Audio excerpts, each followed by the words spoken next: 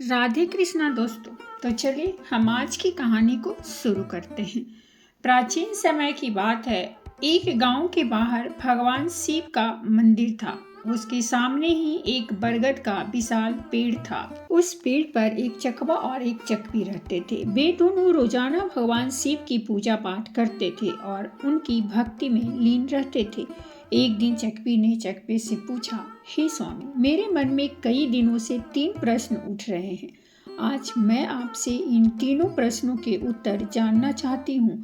मेरा पहला प्रश्न है, इस संसार में सबसे बड़ी शक्ति कौन सी है जो मृत्यु को भी हरा दे?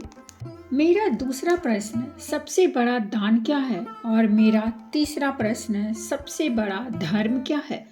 चकवे की बात सुनकर चकवा कहने लगा, हे प्रिय, मैं तुम्हें मेरी प्रत्यक्ष देखी हुई एक घटना सुनाता हूँ। उस घटना को सुनने के बाद तुम्हें तुम्हारे तीनों प्रश्नों के जवाब मिल जाएंगे। एक कृष्णापुर नाम का शहर था। उस शहर में एक ठाकुर रहता था जो एक सावंत के उच्च पद पर नियुक्त था। उस ठाकुर का एक लड़का था जिसका नाम धर्मवीर था। एक दिन धर्मवीर भ्रमण करने के लिए घर से घोड़ा लेकर निकला। घूमते घूमते धर्मवीर को प्यास लगने लगी। थोड़ा आगे चलने पर उसे एक पानी का प्याऊ दिखाई दिया। उसने वहां जाकर पानी पिया और अपने घोड़े को भी पानी पिलाया और थोड़ी देर वहीं बैठकर विश्राम किया। विश्राम करते हुए धर्मवीर ने देखा कि वहां बहुत से यात्री आ रहे थे और जा रहे थे और पानी पीने के बाद बड़ा आशीर्वाद दे रहे थे। वह यात्री कह रहे थे, यह पानी पिलाने वाला बहुत ही अच्छा काम कर रहा है। पानी पिलाने वाले को भगवान हमेशा प्रसन्न रखें। सभी राहगीर यह आशीर्वाद देते जा रहे थे। इस बात को धर्मवीर भी सुन रहा था। धर्मवीर सोचने लगा कि मैं भी एक प्याऊ खोलूंगा और वहां मैं हर राहगीर को पानी पिलाऊंगा। यह सोचकर धर्मवीर घर चला गया और अपने पिता सावंत से कहने लगा, पिताजी, मुझे किसी काम के लिए आपकी मदद चाहिए। तो ठाकुर पूछने लगा, बताओ बेटा, क्या काम है? तब धर्मवीर ने कहा, पिताजी, मैं पानी पिलाने के लिए प्याऊ खोलना चाहता हूँ। यह सुनकर ठाकुर कहने लगा, हमारे घर में कोई कमी नहीं है। हम एक प्याऊ खुलवा देंगे और उस पर एक नौकर रख देंगे। तो धर्मवीर उस ठाकुर से कहने लगा, नहीं पिताजी, मैं अपने हाथों से पानी पिलाऊंगा। पिता पुत्र की बात मान लेता है और धर्मवीर के लिए पानी के प्याऊ की व्यवस्था करवा देता है। अब धर्मवीर एक ऐसे स्थान पर प्याऊ बना लेता है जहां 4-5 किलोमीटर तक कहीं पानी की व्यवस्था नहीं थी। वहां उस रास्ते पर जितने भी राहगीर आते, पानी पीकर आगे बढ़ जाते। एक दिन 4 यमदूत एक मनुष्य की आत्मा को लेकर धर्मवीर के पड़ोसी गांव से आ रहे थे। जब उन यमदूतों ने देखा कि प्याऊ बनी हुई है तो वह चारों अपना भेष बदलकर उस प्याऊ पर पहुंचते हैं। वहां जाकर उन्होंने पानी पिया। पानी पीने के बाद चारों यमदूत उस आत्मा को लेकर चले जाते हैं। उसके बाद जब भी यमदूत उस क्षेत्र में आते तो उस धर्मवीर के प्याऊ पर पानी पी कर जाते। एक दिन धर्मवीर ने जब उन्हें देखा तो कहने लगा, भाई, तुम 4 दिन पहले आए थे, तुम अब कहाँ जा रहे हो और तुम कौन हो? तब उस चारों ने कहने लगे, हम व्यापार करते हैं और इस रास्ते से हर 2-4 दिन में आते जाते रहते हैं। धर्मवीर उनकी बातों पर विश्वास कर लेता है और फिर धर्मवीर उन चारों का हर बार की तरह स्वागत करता है और उन्हें मीठा और ठंडा पानी पिलाता है। धीरे धीरे समय बीतने लगा और जब भी वह यमदूत वहां आते तो धर्मवीर उन्हें पानी पिलाता। अब चारों यमदूत धर्मवीर के मित्र बन गए। इसके बाद जब भी वह चारों यमदूत उस मार्ग से आते तो धर्मवीर की प्याऊ पर जरूर आते और वहां बैठकर उससे बातें करते और फिर चले जाते। अब धर्मवीर के विवाह का समय आया तो धर्मवीर ने अपने उन चारों मित्रों को निमंत्रण दिया। वह चारों यमदूत उसके विवाह में सम्मिलित हुए। विवाह होने के बाद धर्मवीर अपनी पत्नी को अपने घर ले आया। उसके बाद कुछ समय और बीता। फिर एक दिन यमराज उन यमदूतों से कहते हैं, कल ठीक 12 बजे तुम्हें धर्मवीर नामक एक व्यक्ति को लाना है। यमराज ने उन यमदूतों को 24 घंटे पहले ही बता दिया था। अब चारों यमदूत सोचने लगे कि धर्मवीर तो हमारा मित्र है, हम कैसे उसे लाएंगे। फिर वे चारों यमदूत धर्मवीर की प्याऊ पर आते हैं, जहां धर्मवीर पानी पिला रहा था। वहां जाकर वे चारों दूत मनुष्य का रूप धारण करते हैं और धर्मवीर के पास आकर पानी पीते हैं। पानी पीने के बाद वे चारों रोने लग जाते हैं। तब धर्मवीर उन्हें रोता देखकर उनसे पूछता है, हे मित्र, तुम रो क्यों रहे हो? तुम मुझे बताओ, मैं इस क्षेत्र के ठाकुर का पुत्र हूँ। अगर तुम्हें किसी ने सताया है तो मैं उसे दंडित जरूर करूँगा। उनमें से कोई भी जवाब नहीं देता। चारों एक दूसरे को देखने लगते हैं। उनमें से सबसे छोटा वाला यमदूत सबसे ज्यादा रो रहा था। धर्मवीर उससे कहता है, मुझे बताओ कि तुम क्यों रो रहे हो, आखिर क्या हुआ है? वह छोटा वाला यमदूत बताता है, मित्र क्या बताऊं, हम चारों कोई मनुष्य नहीं हैं, हम चारों यमदूत हैं। हम जब भी इस क्षेत्र से किसी आत्मा को लेकर जाते थे तो तुम्हारे प्याऊ पर पानी पीने के लिए आ जाते थे और धीरे धीरे तुमसे हमारी मित्रता हो गई। यह सुनकर धर्मवीर भयभीत हो गया।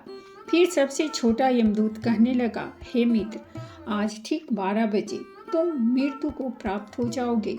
हमारी मित्रता के मोह के कारण ही हमें रोना आ रहा है। यमराज ने हमें आज्ञा दी है, मुझे सर्प बनकर तुम्हारे सिर पर डसना होगा और यह जो मेरे 3 बड़े भाई हैं, यह तुम्हारे प्राणों को लेकर चले जाएंगे।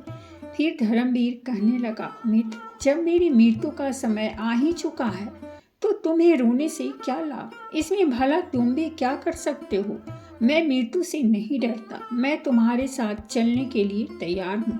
छोटा यमदूत कहता है, हे मित्र, सबसे ज्यादा स्नेह मैं तुमसे ही करता हूँ, परंतु क्या करूँ, संजोगवश मुझे ही यह जिम्मेदारी मिली है कि मुझे तुम्हें डसना होगा और तुम्हारी मृत्यु मेरे ही हाथों होगी।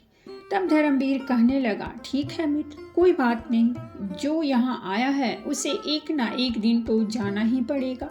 मृत्यु को कोई टाल नहीं सकता। फिर वह छोटा यमदूत कहता है, देखो धर्मवीर, ठीक 12 बजे से 10 मिनट पहले हम चारों यमदूत तुम्हारे घर की सीढ़ियों पर बैठ जाएंगे और 10 मिनट बाद तुम्हें ले जाएंगे। इतना कहकर वे चारों यमदूत अदृश्य हो गए और अब धर्मवीर थोड़ा सा घबराया और अपने घर को चल दिया। उसने रात को वह बात अपनी पत्नी को नहीं बताई और इंतजार करने लगा कि कब 12 बजेंगे। जब 12 बजने का समय नजदीक आया तो उस छोटे वाले यमदूत ने सर्प का रूप धारण कर लिया और सीढ़ियों पर बैठ गया। इधर धर्मवीर मन में विचार कर रहा था कि मैं थोड़ी ही देर में मरने वाला हूँ। मेरी नई नवेली पत्नी है तो क्यों ना थोड़ी देर मैं अपनी पत्नी से बातें कर लेता हूँ। यह सोचकर वह ऊपर के कमरे में जाने लगता है। उसे ऊपर जाने के लिए सीढ़ियों से होकर जाना था, जहाँ पर वह सर्प बैठा हुआ था। जब धर्मवीर ने सर्प को बैठे हुए देखा तो धर्मवीर उसे पहचान गया और उससे कहने लगा, हे मित्र, तुम मुझे डस लो, मैं कहीं नहीं जा रहा हूँ।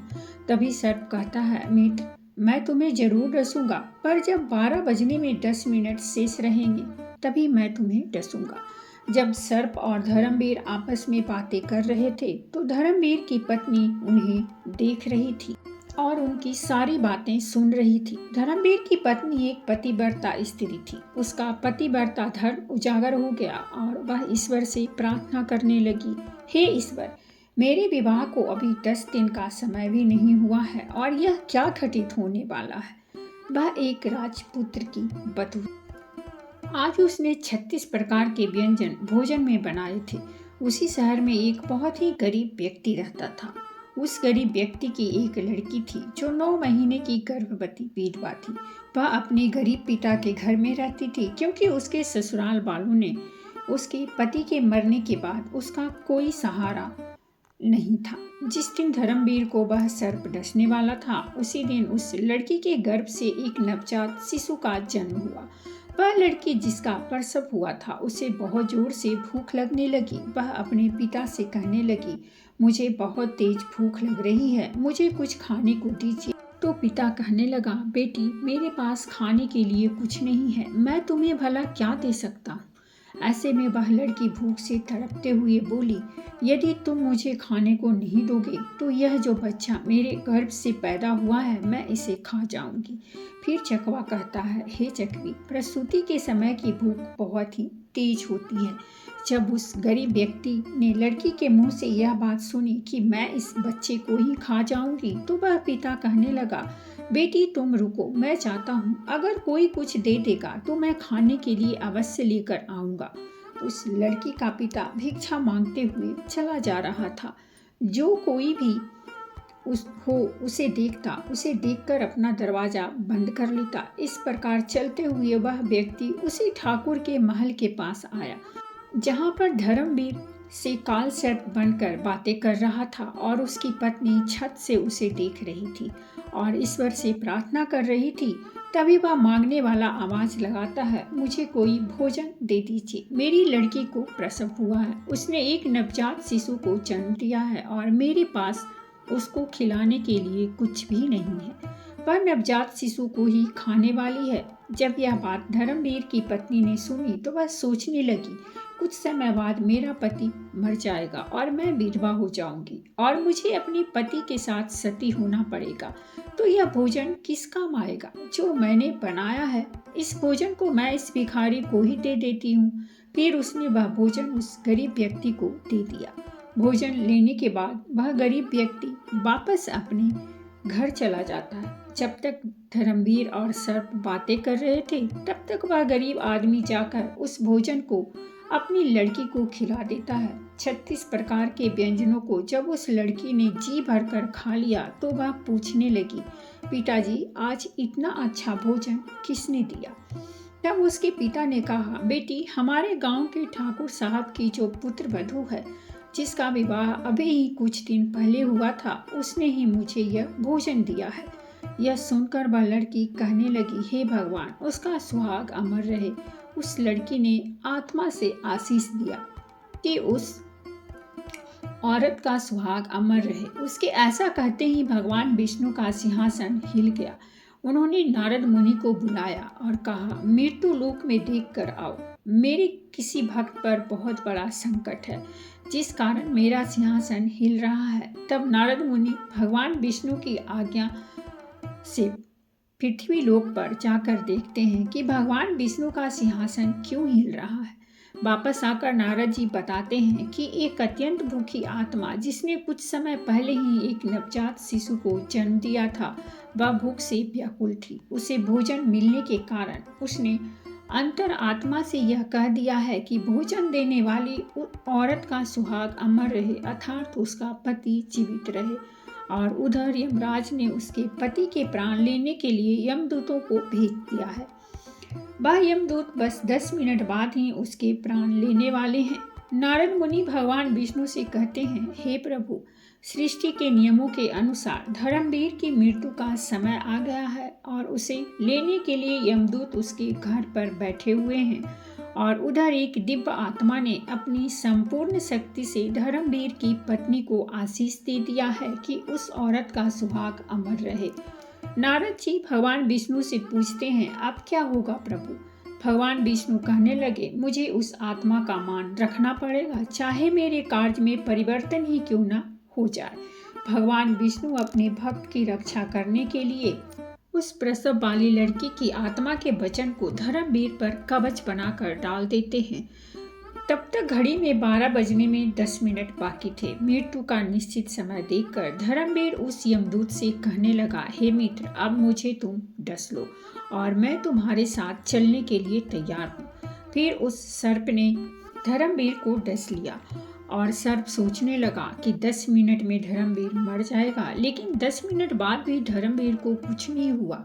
सर्प धर्मवीर से पूछने लगा, हे मित्र, तुम्हें कुछ हो रहा है क्या।